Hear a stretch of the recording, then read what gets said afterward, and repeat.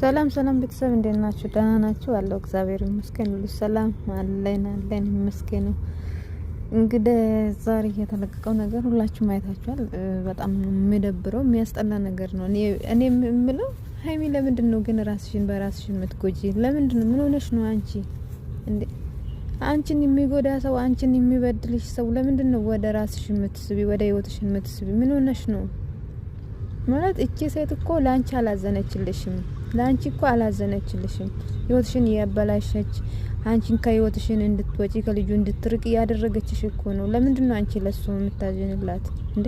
እሷ እኮ ስታዝንልሽ ነው አንቺ ለሷ የምታዝንለት አይደለ እንዴ? እንዴት ሆኖ ነው አንቺ ላንቺ ለማያዝን ሰው፣ ላንቺ ለማያስብልሽ ሰው አንቺ የምታስብለት? ምን አይነት ደግነት ነው ማለት?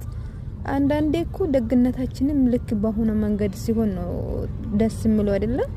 ስለዚህ እቺ ሴት እኮ ከሌላም አርፋ ተርፋ ማለት ነው እጇን እኮ አንቺ ላይ አንስታለች አይደለ እንዴ? ቤት በኩል ነው አንቺ እሷ ለሷ ማዘን ለሷ ለመረዳት ያስብሽው ለምንድን ነው እንዴ? ምን መልካም ነገር ላንቺ አድርጋ ነው? ምን መልካም ነገር በህይወታቸው ውስጥ አስቀምጣ ነው አንቺ ልታዝንላት ልታስብላት የሚገባ እንዴ?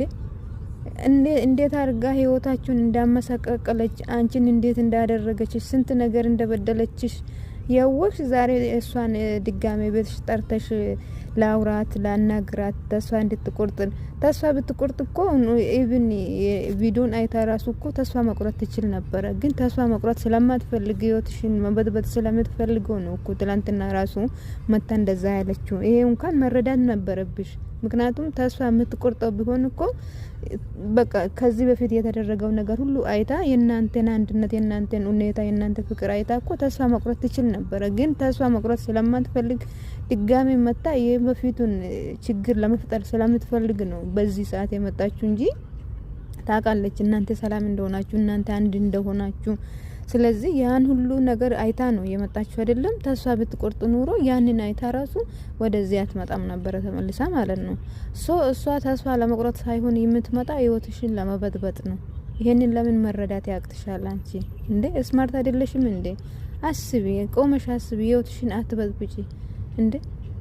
ብዙ ዋጋ ከፍለሽ እኮ ነው እስከዛሬ የደረስሽ። ብዙ እኮ ያለቀስሽበት፣ ብዙ እኮ ልብሽን የተሰበረበት፣ ብዙ ነገር የሆንሽበት ህይወትሽ ነው። ለምንድን ነው በቀላሉ ሌላ ሰው መጥቶ ድጋሜ ህይወትሽን እንዲበጠብጥ የምትፈቅጂ መንገድ የምትከፍች? ለምን መሆን የለበትም።